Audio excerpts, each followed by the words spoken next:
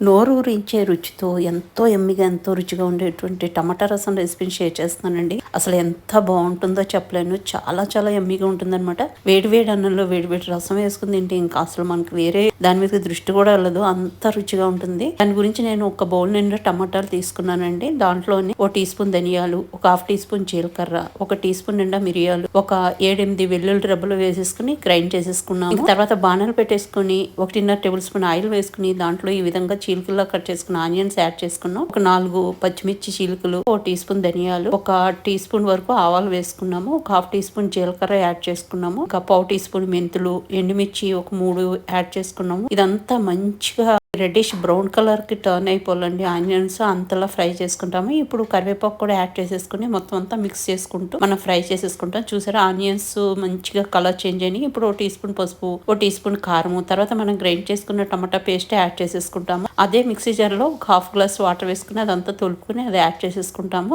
ఇప్పుడు ఒక చిన్న కమలా సైజ్ చింతపండు నానబెట్టి పెట్టుకున్నాను. దాని నుంచి తీసిన పూర్తి జ్యూస్, తర్వాత 1 గ్లాసు వాటర్ యాడ్ చేసేసుకున్నాం. మీకు ఎంత తిక్కుగా కావాలనే దాన్ని బట్టి మీరు వాటర్ ని యాడ్ చేసుకుంటారు. రుచికి సరిపడా సాల్ట్, ఒక గుప్పుడు కొత్తిమీర వేసేసుకుని మొత్తం అంతా మంచిగా మిక్స్ చేసేసుకుంటాము.